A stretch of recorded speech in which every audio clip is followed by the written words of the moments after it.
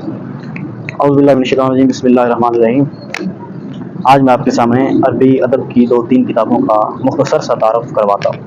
ان میں سے جو پہلی کتاب ہے اس کا نام ہے النحو الواضح۔ تو یہ وہ کتاب ہے جس کے اندر عربی قوانین اور قواعد و ضوابط بیان کیے گئے ہیں، جس میں لفظوں کا جوڑ توڑ، جملوں اور شعروں کی تشریح، اور اس کے علاوہ اس میں بہت سی ایسی لغت ہیں جو اس کتاب میں موجود ہے۔ اور اس کے علاوہ دروس البلاغہ کی جو کتاب ہے، جو تمام علوم کی جامع کتاب دروس البلاغہ، اس میں لفظوں کا ایک جوڑ توڑ ہے، جس میں ارکان تشبیہ اور اس کے علاوہ علم بیان، اس کے علاوہ اور بہت سی ایسے منتخب قواعد و ضوابط بیان کیے گئے ہیں۔ اس کتاب کا پڑھنے والا جو ہے وہ کسی بھی علوم میں مار نہیں کھاتا۔ اور اس کے علاوہ جو رسالہ ابتدائی میں تفصیل النحو کی کتاب ہے، یہ تو تمام علوم کی جامع کتاب ہے۔ فرمایا النحو فی الکلام کالملح فی الطعام۔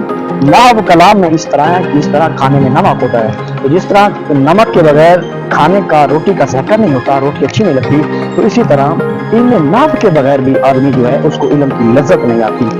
اور اس کے علاوہ جو صرف ہے، فرمایا صرف ام العلوم، صرف تمام علوم کی ماں ہے، اور جو ماں کو چھوڑ کر کسی اور علم کی طرف جاتا ہے وہ کبھی بھی کامیاب نہیں ہوتا۔ اس لیے یہ دونوں کتابیں عربی ادب میں، عربی لغت میں بہت اہم کتابیں ہیں۔ تو میں آپ کو تمام اور اراؤنڈ ایریا دکھا رہا ہوں، جو بہت ہی خوبصورت ویوز اور منظر ہے۔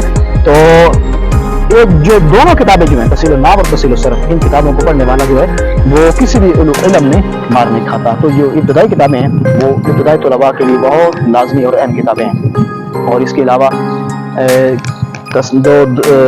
ان میں عربی ادب میں جو کتابیں پڑھائی جاتی ہیں، ان میں سے دیوان حماسہ متنبی، تو یہ عربی شعراء کی کتابیں ہیں جن کو عربی شعراء نے اپنے اپنے فن میں تعبیر کیا۔